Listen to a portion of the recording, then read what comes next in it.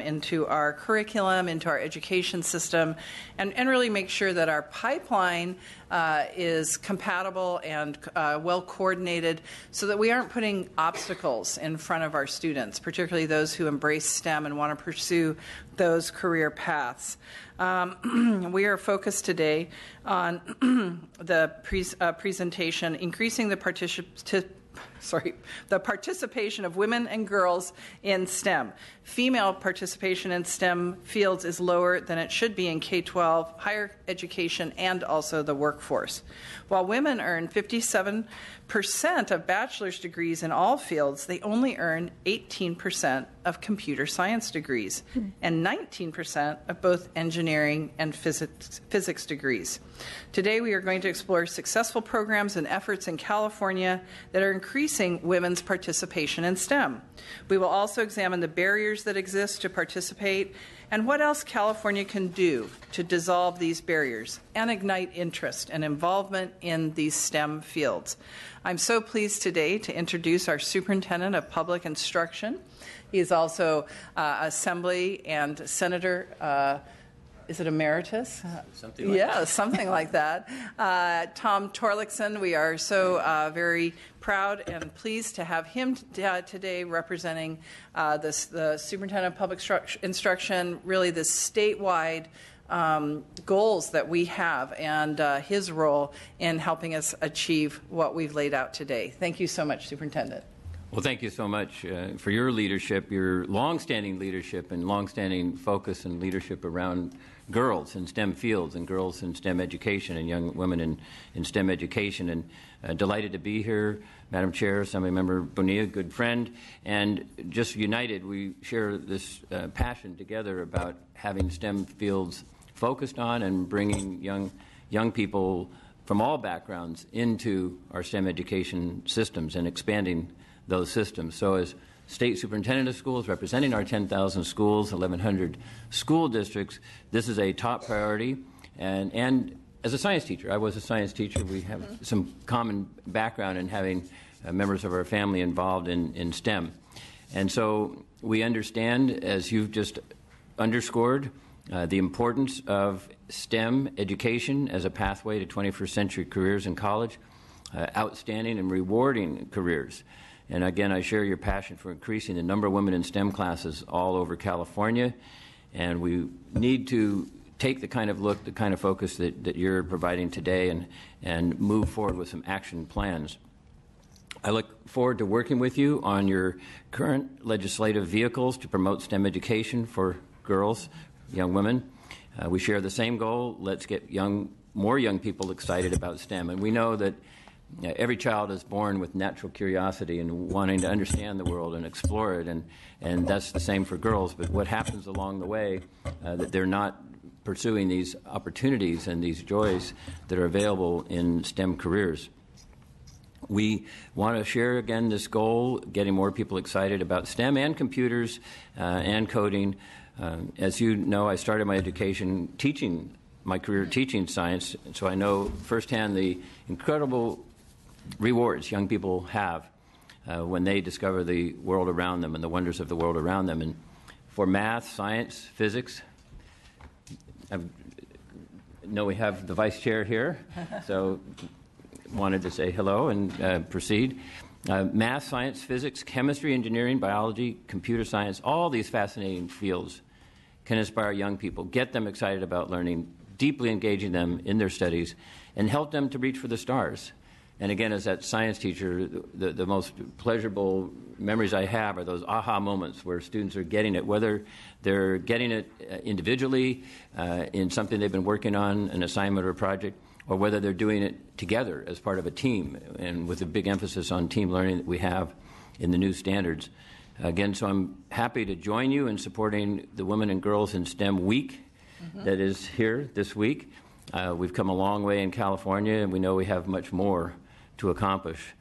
We all know that creating a diversified workforce isn't just something to do for its own sake. It truly is helpful for everybody. And our society, our economy, our businesses succeed when we tap into everyone's talents, their creativity, and their energy.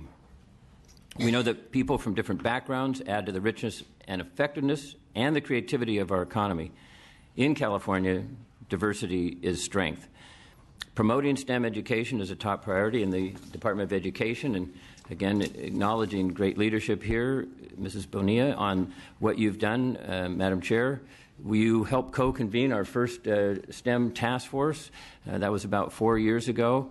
The two of us put out a call. We got experts from around academia, from the front line, who are experts in research on STEM education, and hammered out a report, a blueprint for encouraging, promoting, expanding, and improving STEM education. So we followed up on that report. Thank you again for helping co-convene the group. We have organized a dynamic and inspiring team symposium. That's one of our results that we have done. We brought together 3,000 teachers, scientists, parents, students, business leaders, and a few celebrities like Mae Jemison, who was the first African-American woman in space. At the San Diego Symposium, after the first year, we had this opportunity to again see students displaying their work, their science projects, their team efforts. I met a bright, eager young high school student. Her name is Frida Duraso, who was inspired by a mentor, a retired aerospace engineer. With his help, she designed and built a remarkable device, an 8-foot-tall vertical accelerator launch tower. You can all imagine what that is, right? Well, it was a catapult for launching model rockets in a way that allowed them to reduce the amount of fuel they needed to leave the ground. And so it was a sort of breakthrough thinking on her part, and she got to actually do it and show us how to launch things. So she's now so excited about the possibilities of STEM education and the career pathways that she told me she's going to pursue a science degree in college. Again, an example of what we can do and the successes we can have. And I know you're going to hear from others today who will share those similar types of experiences. We did conduct another highly successful symposium in October 2015 in Anaheim, and we know that all California businesses want and need STEM-trained workers. We're far short. Jobs in engineering, science, and other STEM fields pay more than jobs in other fields, and they help fuel California's economy and make our state a global leader in technology.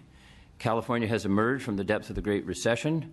Our economy now ranks 7th in the world with a state gross domestic product of $2.3 trillion, and yet only 15% of our graduates with engineering degrees are women, and only 42% of those working in life sciences are women.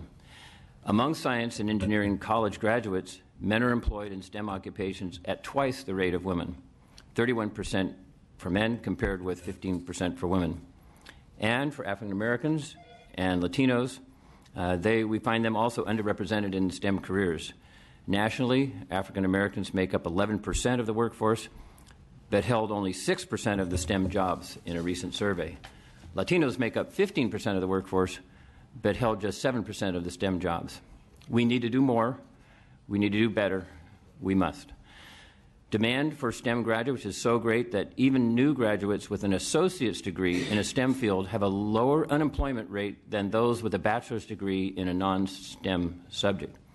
And business leaders say we're just not producing as many graduates with STEM degrees as they need. One indication of that, about 17% of U.S. STEM jobs are filled by those who are foreign-born and trained. And the question you're asking, the question we're asking together is, why can't we have more of our graduates from our California schools fill those very important jobs and be part of the drive, the momentum for expanding the new economy? And so at CDE, we're taking a variety of steps to diversify STEM education. One key element is getting women, Latinos, and African Americans excited about these fields at a younger age.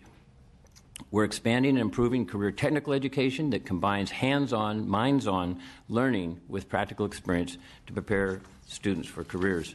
A large portion of these programs, career partnership academies, career pathway trusts, career incentive grants, they have a STEM focus. A large portion have done that. So we're bringing science alive and engineering and mathematics alive in our classrooms. And again, thanks to your leadership and the Assembly and the legislature for putting over $1 billion of grants into these programs so that we could have these dreams come true and we could have more robust offerings. We require for these programs All these programs recruit, retain, and encourage female students and underrepresented male students. These include engineering, design, energy, building, transportation, health sciences, and information technology and computer sciences. We're making progress. 60% of students are female among the students in our 242 STEM Career Partnership Academies. So that's a 60%. That's a reversal of numbers that we saw a few years back. These programs have group projects, mentorships, and internships which benefit all students, but are especially helpful to recruiting, retaining, and inspiring girls to pursue these fields of study. Teachers throughout the state are using a variety of models to spark interest in STEM fields early in elementary and in middle schools. It is our aim, my goal, and our department's goal, California Department of Education, to collect best practices of these approaches as to how we can keep that natural curiosity and wonder and application of talent to the STEM fields for all of our students, and especially for girls. We have a long ways to go, but we're seeing tremendous progress. And again, I thank you, Madam Chair, Assemblymember Bonilla, for your leadership and for giving us a chance to focus on this and hear from experts how we can do better. Well, thank you very much, Superintendent Torlakson. We want to welcome Assemblywoman Lingling Chang as well. Thank you so much for joining us today. I want to jump in with our first panel, and then hopefully we'll have some questions for you as well. And our first panel today is the existing opportunities and success stories in increasing the involvement of girls in STEM. Now, one reason that I'm very personally interested in girls in STEM is I am the mother of 4 daughters, and so and now I have 2 granddaughters, and so personally interested. My oldest daughter is a high school science teacher, so we got one there in the STEM field, kind of by chance and because she's a very brilliant young woman. But I want to hear your stories today, hear from the panel, and we'll start with Linda Calhoun, the founder and executive producer at Career Girls. Thank you. Good morning, Madam Chair and committee members. Before I begin my formal remarks, I'd like to play this short video from one of our classroom curriculum offerings. We offer video-based lesson plans for use inside and outside the classroom to encourage more in-depth discussion and discovery. And on our website, we have downloadable PDFs that are in-class, core-aligned lesson plans. We have activity guides for informal learning and for self-directed learning. Let's watch the video. Girls should consider a career in computing and technology because there's a lot. Can you turn on her mic? It will open doors for you. One, because there are not that many women in there right now. And so, there's room to be a pioneer in many industries. Technology is everywhere around us, not only in computers and phones, but in your refrigerator, in your car. The need to understand how technology works is fundamental in everything that we do. And I would hate to see young girls close off half of the world ahead of them by not getting that foundation. If technology is what you love, go out there and, code, do technology. If you enjoy, problem solving, troubleshooting, if you like doing puzzles, you will love coding. And this is just a basic skill set that can carry you so much further. Historically in my career, I've created quite a few software applications, and what's really rewarding is seeing people benefit from those applications. I've also been able to do some cool things with advanced technology. So I've worked in past on mobile when mobile was just starting. I'm very excited to be able to continue down the path of technology and see what brand new things are going to come to affect this world. It's amazing where you find an idea and that one spark becomes millions of sparks. You can, impact the world yourself. Great, thank you. I really appreciate the opportunity to speak before the Select Committee on Science, Technology, Engineering, and Math. And as you said, I'm Linda Calhoun, founder and executive producer of Career Girls. I grew up in Connecticut. I graduated from Boston University with a bachelor's degree in mass communication. And for the past 11 years, I've lived in San Francisco. I was the first in my family to go to college, and while my parents made it clear that I was going to go to college, I knew that it was up to me to earn a scholarship to get there. And so I did a pretty good job of getting that scholarship. But after college, figuring out my career path was more or less based on random trial and error. I didn't have a career blueprint or role models to follow. And so while everyone in my family worked, there was no one who was in the STEM professions, which is where I eventually found a fulfilling career. This brings me to why I founded Career Girls. Our mission is to provide that missing blueprint, and by creating a platform for diverse and accomplished women role models to inspire, educate, and empower girls. We offer valuable tools that help young girls explore and visualize possible careers by clearly showing them how other women have succeeded. When girls succeed in finding a fulfilling career, they make a positive contribution to our society. Specifically, Career Girls is a 501c3 nonprofit, video-based career exploration tool for girls. It's free to use and free of commercials, along with detailed career information, college major course listings, and video-based classroom lesson plans, like the one you just saw. We have over 7,000 video clips featuring more than 400 women role models. More than half of our role models are in STEM professions. And we focus on STEM because, as so many of the women state in their video clips, it's a great career that's in high demand. We already offer the largest online collection of career guidance videos focusing exclusively on diverse and accomplished women, and we add to it weekly. In their own words, real-world women describe their individual careers. They explain their educational paths, share personal stories, and advice. We've conducted 7 of our multi-day video shoots in the state of California, including Silicon Valley, San Francisco, San Diego, San Bruno, and Los Angeles. Over the last 4 years, we've had over 2 million video views and visits to our website, and are growing fast. For each of those 4 years, our website viewership has doubled, except for the last year where it tripled. And we're particularly proud of our success in California, where we have more users than any other state. And while we've done well in the state's urban areas, we've had even more success in California's smaller towns and rural areas. And, you know, this is a Google printout of close to 600 California small cities and towns, and in almost every case, we're increasing our, often doubling or tripling or more, our presence in those communities from the year before.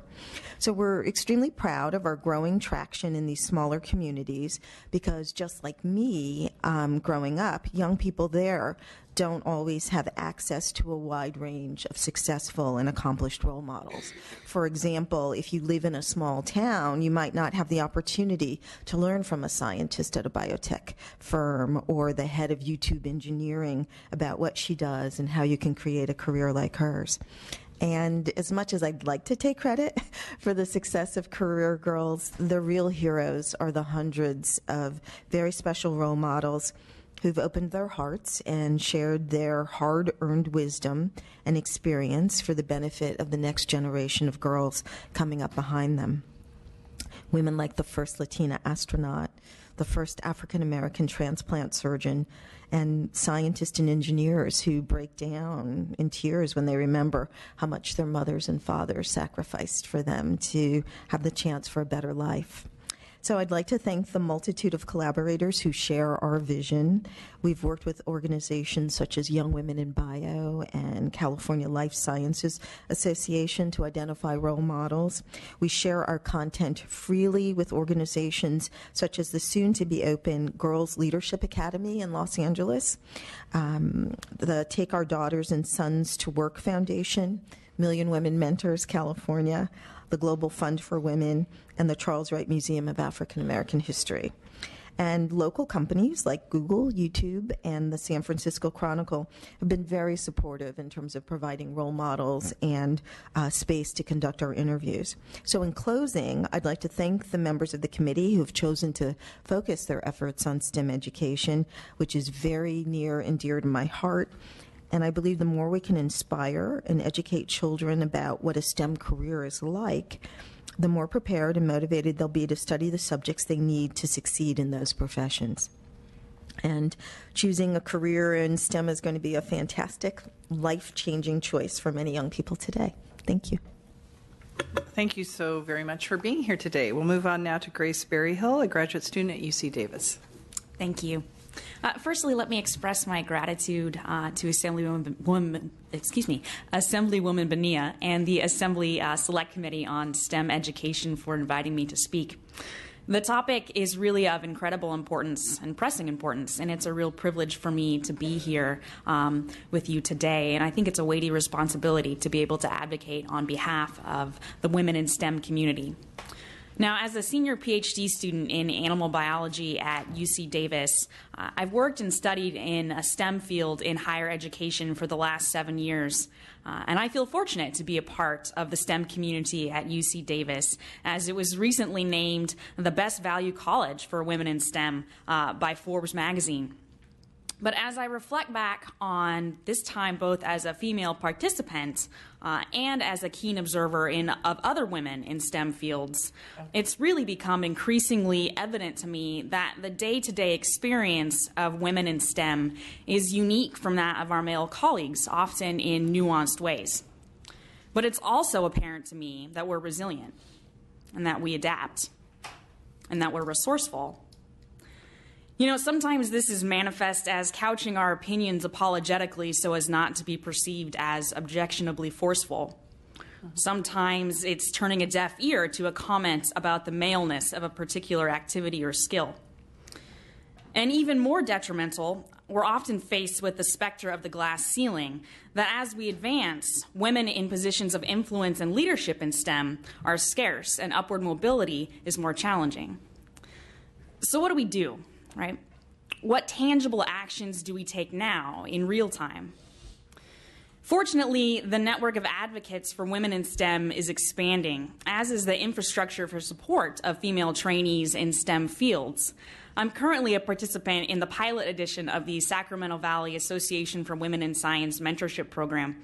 And this program fosters mentoring relationships between female STEM trainees and professionals in local biotechnology and academic fields. Now, just the pilot program itself consists of 44 participants, 17 as mentors only, 6 as both mentors and mentees, and 22 solely as mentees, representing disciplines ranging from computer science to plant breeding and genetics. Through this program, talented and committed STEM trainees are mentored to explore career strategies, develop soft skills, and expand professional networks. And beyond this, our mentorship program fosters a growing cohort of allies for the advancement of women in STEM fields. A frequent challenge that I hear from other women in STEM fields, and that also resonates with me personally, is how to really balance our desire to do good work and let that good work speak for itself, rather than have our accomplishments be in some way defined by gender. So how do we balance that with our desire to proudly advocate for opportunities for women in STEM fields? And to put it bluntly, our jobs are to do good science. But I also firmly believe that it's also our responsibility to increase the visibility of women in STEM, to empower trainees in STEM, and to build a network of allies to speak out against inequality and really to work toward the aspirational goal of creating an academic and professional environment that embraces the unique and powerful contribution of women. Thank you very much. Thank you. Thank you for your testimony. Next, we have Cassidy Ruiz, an 8th grader at Lee Middle School and a graduate of STEM mentoring. Thanks for joining us, Cassidy. Hey, thank you.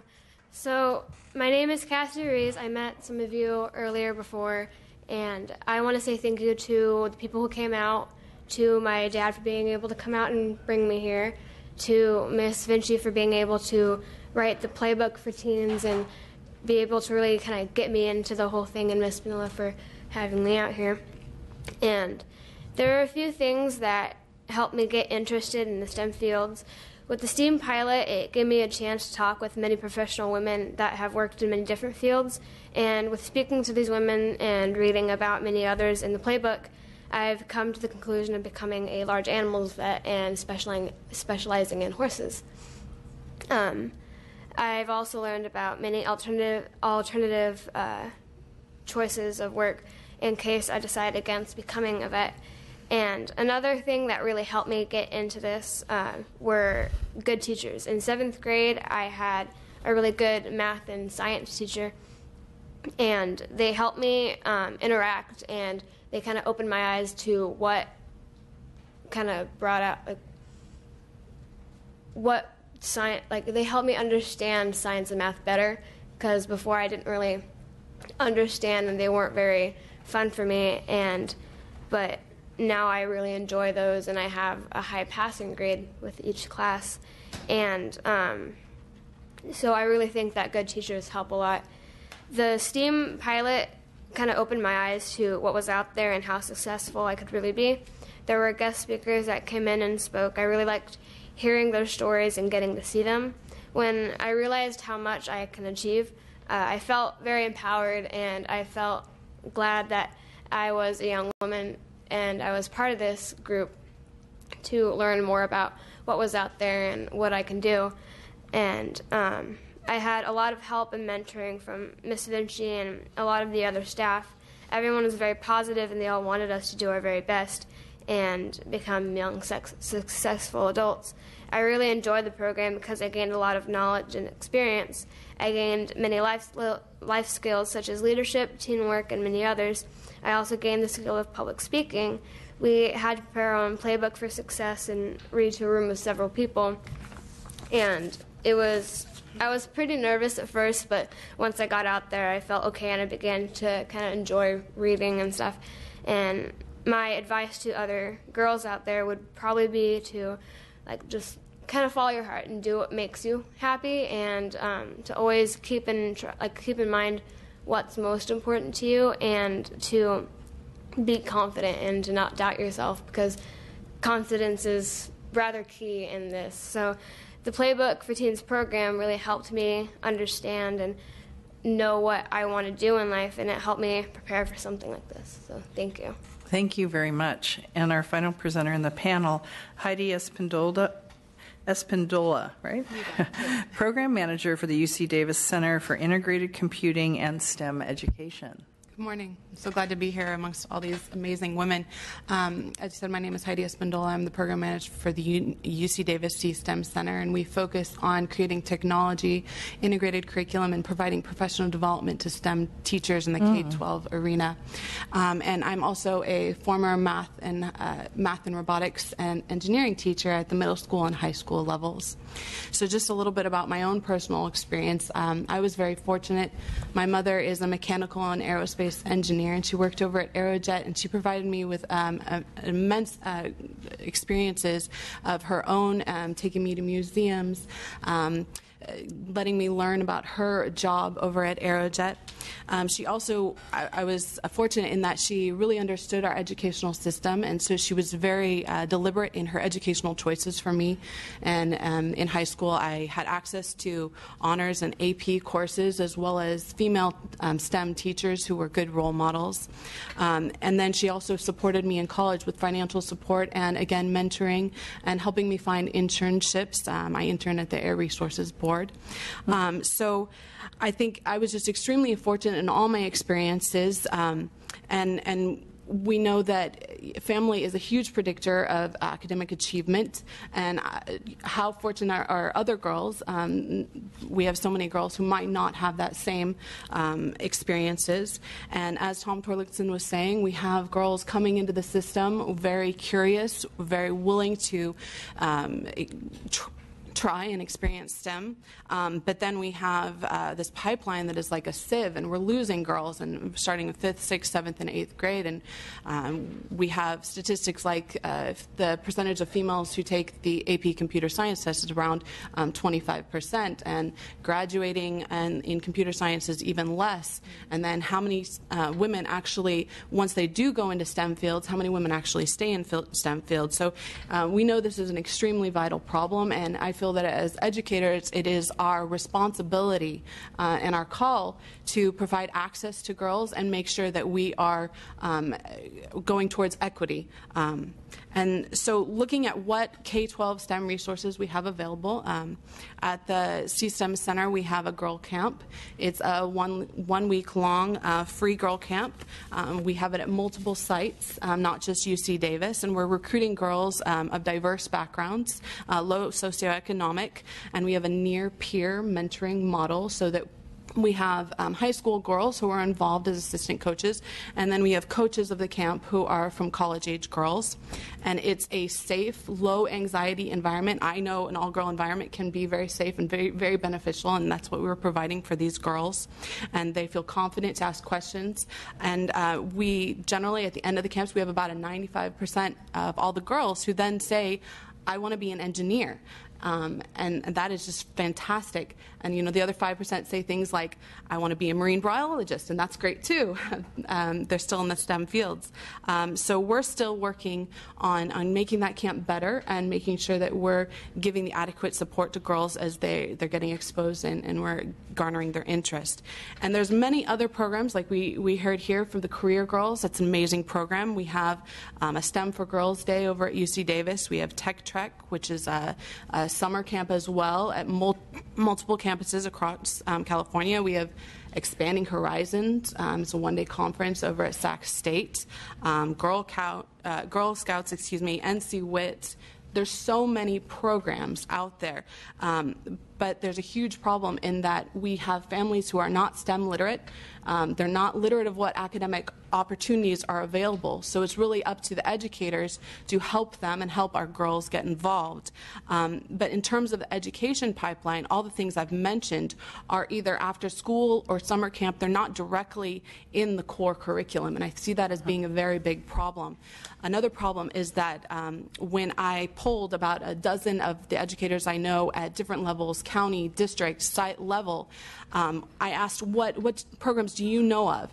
And they came back to me and they generally said about 2 programs. They know of my program because they know me, and then they know Girls Who Code, and everyone knows Girls Who Code. If you don't, you're probably living under a rock.